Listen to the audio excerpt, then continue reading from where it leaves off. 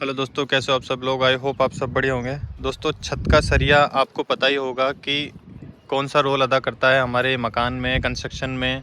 हम मकान बनाते हैं तो हमारी जो सबसे ज़रूरी पार्ट होता है स्ट्रक्चर में, जिस पर हमारा पूरी तरह से जो फर्नीचर और सेमी फर्नीचर का जो लोड आता है वो पूरा छत के ऊपर आता है। दोस्तों, छत में सबसे ज़रूरी चीज़ जो होती है वो होती है सरिया।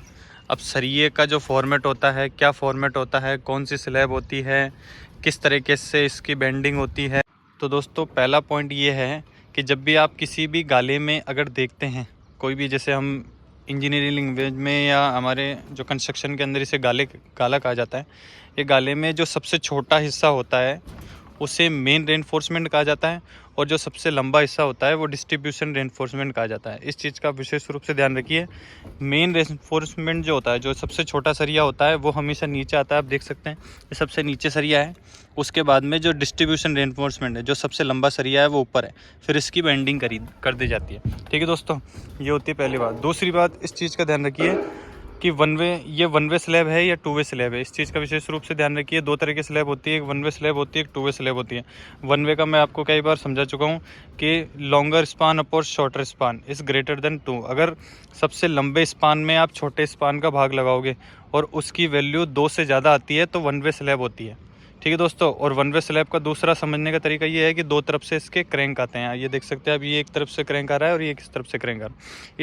इस तरह से जैसे ये टू वे स्लैब है। अब इसमें longer span is shorter span is greater than 2, इसकी वैल्यू जो 2 से कम आती है तो ये टू वे स्लैब है। और टू वे स्लैब को दूसरे तरीका ये है समझने का कि इसमें चारों तरफ से जो है वो क्रैंक आते हैं। अब तीसरी बात ये आप ध्यान रखिए, जब भी क्रैंक आते हैं, ये जो भी क्रैंक आते हैं उनके ऊपर हमेशा चेयर लगनी चाहिए। इसे चेयर कहा जाता है, ये घोड़ी भी कहते हैं इसे कंस्ट्रक्शन लैंग्वेज में। ये घोड़ी पूरी लगी हुई होनी चाहिए।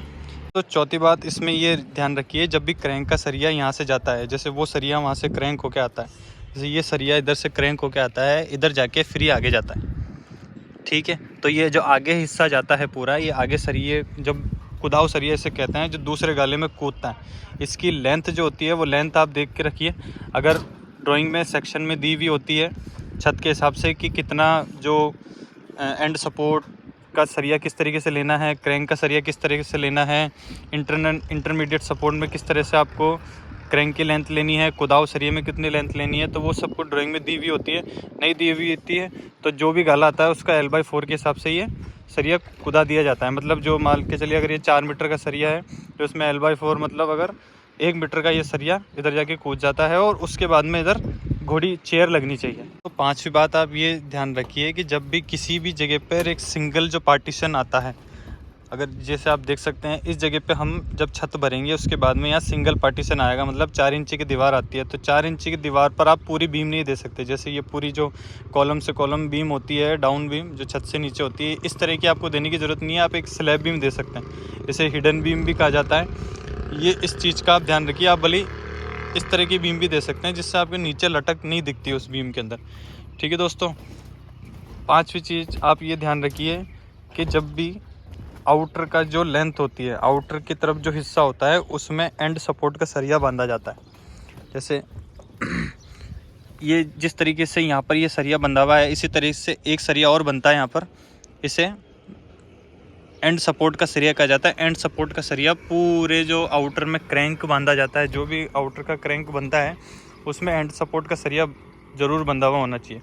इस चीज़ का विशेष रूप से ध्यान रखिए। और 6 बात मैंने आपको बताई। 7वीं चीज़ आप विशेष रूप से ध्यान रखिए, छत के अंदर कवर ब्लॉक बहुत ज़रूरी है। कहीं भी प्लाई और छत सरी टच नहीं होना चाहिए, हमेशा कवर ब्लॉक मेंटेन रहना चाहिए। ठीक है दोस्तों, तो 7